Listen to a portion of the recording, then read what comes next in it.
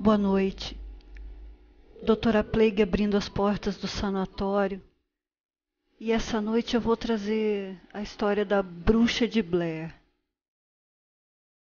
Em 1771 foi fundada a cidade de Blair. Muito pequena, praticamente uma vila, e não tinha mais do que 2 ruas e uma dúzia de casas. Por 14 anos a cidade prosperou, até que uma de suas moradoras, Ellie Kedward, foi acusada de bruxaria em 1785. Algumas crianças disseram que ela as levava até sua casa e tirava sangue.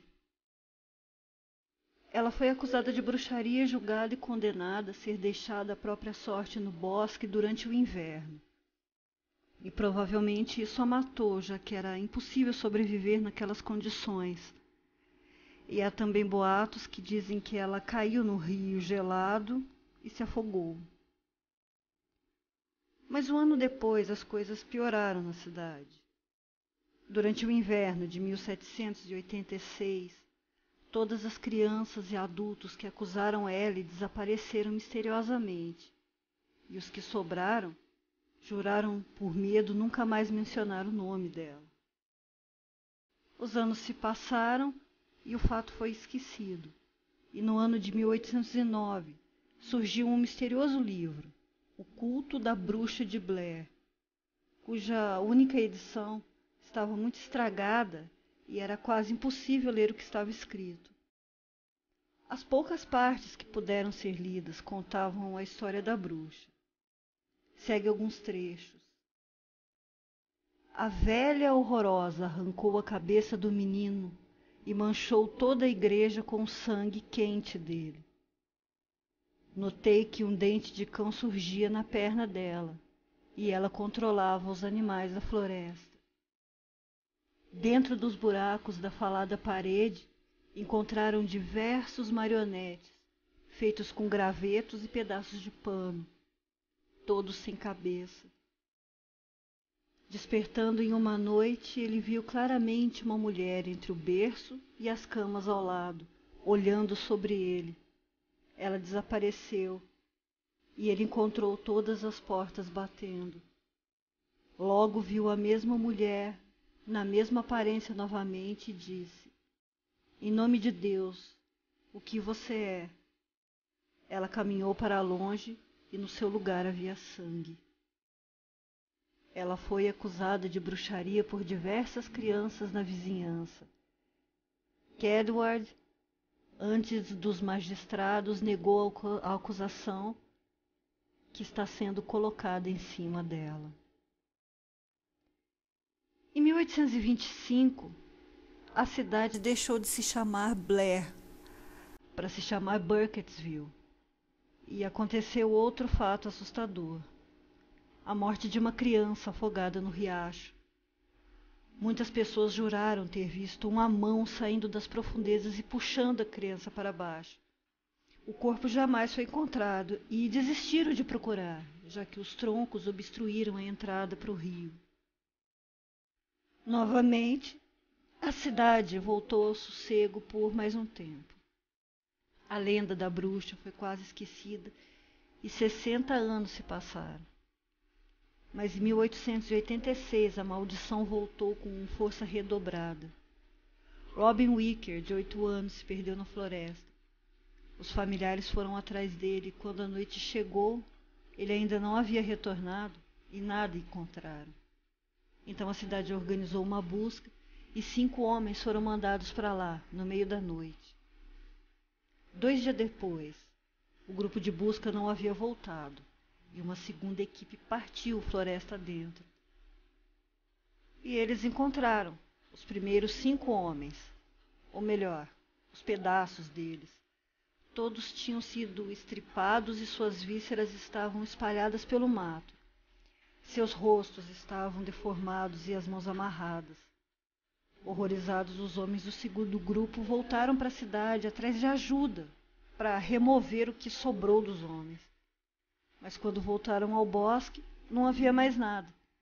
Apenas um pouco de sangue seco nas folhas. como ninguém mais teve coragem de voltar à floresta, as buscas foram encerradas e o garoto nunca mais foi visto. Praticamente ninguém mais entrava na floresta, até que em 1925, Rustin Parr resolveu que iria morar lá e mandou construir uma cabana. A construção levou 5 anos, mas mesmo assim, ele ainda ficou algum tempo na cidade até se mudar definitivamente, já que ele trabalhava na loja do tio. Mas com a morte da tia e o fechamento da loja, ele foi de vez morar na floresta. Rustin ia cada vez menos à cidade, até chegar ao ponto de ser visto 1 ou 2 vezes ao ano. Já que ele estava lá há tanto tempo e a bruxa não atacou, as pessoas da cidade acreditavam estar livres da maldição. Mas não estavam, pois em 13 de novembro de 1941, Rustin foi promovido de um louco que morava no mato para o suspeito de crimes terríveis. Nesse dia, Emily Hollands brincava na rua como sempre fazia, até ser chamada por um homem, agarrada e levada para o mato. Lá, ela foi amordaçada, teve mãos e pés amarrados e foi carregada nas costas do homem até uma casa, uma cabana no meio da floresta. Teve início, então, o ritual, e ela seria a oferenda. Seu corpo foi cortado em diversos lugares e recebeu desenhos de símbolos. Ela teve também o crânio esmagado, até perder as forças e morrer. O rosto dela foi desfigurado. No início de dezembro do mesmo ano, Kyle Brody saiu para brincar e não voltou. Ele também foi levado até a cabana na floresta, mas não foi oferecido em ritual e nem morto. Outras 6 crianças também foram levadas com ele e assassinadas em rituais. Kyle teve que ouvir a tudo de outro cômodo. E ele disse que ouvia o homem conversar com uma mulher. Como o menino não podia ouvir a voz dela, não sabia se ele estava realmente conversando com a bruxa ou se apenas oferecia as crianças a ela. Mas no momento de descuido de Rustin, Kyle conseguiu fugir e voltar para a cidade. E graças a ele, Rustin foi preso e enforcado. Os corpos das crianças foram encontrados enterrados nos fundos da cabana. Seu estado de composição já estava bem avançado. Em 1956, Kyle foi internado em um manicômio depois de ter sido preso várias vezes por vagabundagem. Em 1961, após receber a refeição do dia, Kyle escondeu a colher, que foi amolada no chão até se tornar um objeto cortante, e com ela ele cortou os pulsos e sangrou até a morte. Ainda hoje, pessoas se arriscam a visitar o bosque em busca da bruxa, que não se manifestou novamente.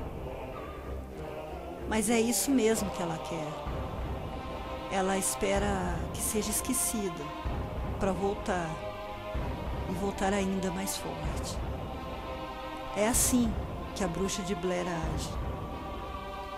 Semana que vem eu volto, trazendo mais histórias e lugares onde os fantasmas são donos. Doutora Plague fechando as portas do sanatório. Boa noite. Vão dormir.